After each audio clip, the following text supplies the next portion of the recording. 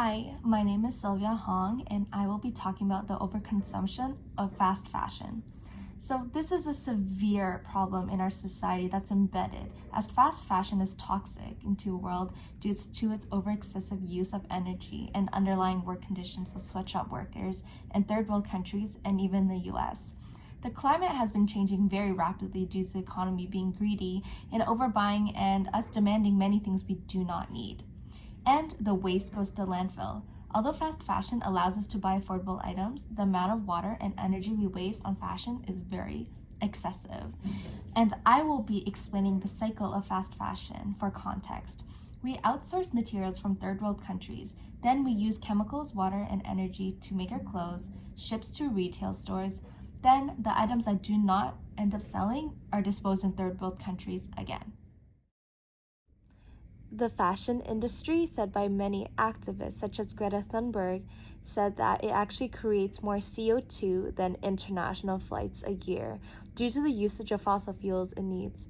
Global emissions from all human activities reached an all-time high record of 45 billion tons in 2017, and we raised that percentage by 2% each year of burning fossil fuels such as oil, gas, and coal.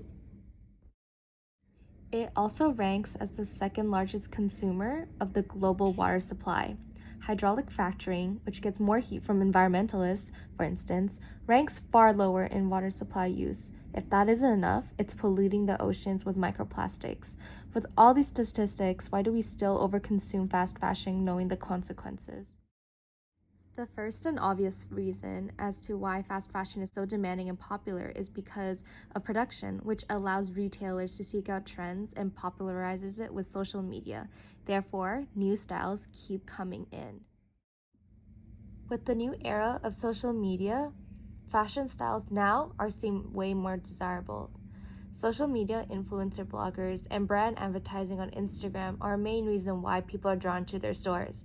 For example, Fashion Nova, Misguided, Pretty Little Thing have all one major thing in common. They collaborate with macro influencers and celebrities to promote their clothes to their audiences. And influencers doing their job influence people to buy the same clothes that everybody's getting. This gives a sense of community. Owning items that other people have and celebrities makes it feel like they're living the same lifestyle as their counterparts.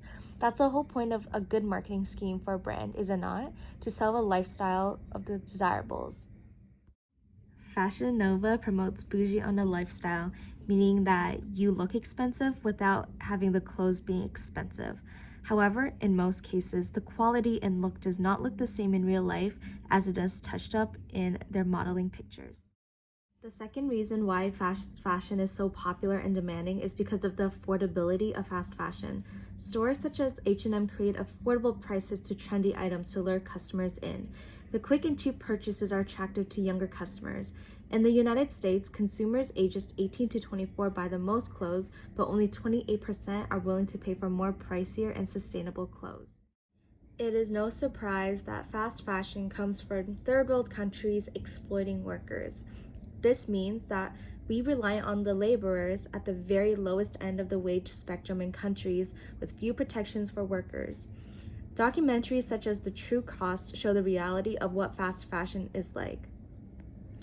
The third reason is accessibility. In relation to being able to afford fast fashion prices, fast fashion retailers are more accessible to the regular consumer, as the stores allow the customer to walk in and out quickly with their items.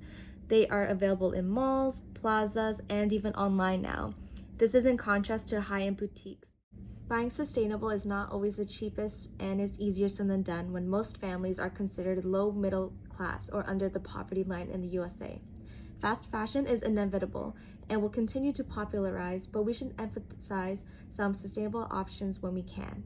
So there are 4 different ways we can be a bit more sustainable in our everyday lives. To buy secondhand items from thrift stores and garage sales.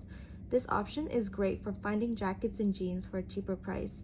Nowadays, society modernized shopping in thrift stores, whereas back in the days it was only an option for people who couldn't afford the new items. So the second option is buy when you can wear it for more than 40 times. This is an extensive way of thinking as it helps you visualize what outfits you can wear with and gives you a sense of how many times you can wear an item. It also shows whether or not the item is versatile enough and or will still be an essential item in the long run.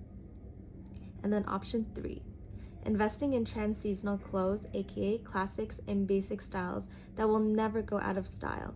For example, a trench coat is a timeless piece that will never go out of fashion.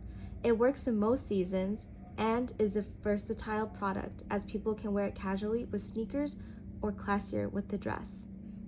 The fourth option is to invest in clothes from sustainable and locally sourced brands such as People's Product, Reformation, Cotton, and start buying from local boutiques and fashion designers in your city.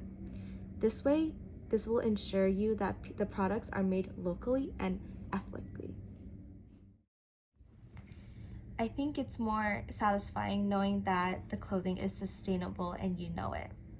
With all the tips being said, it is easier said than done as fast fashion is inevitable and people will still continue to buy.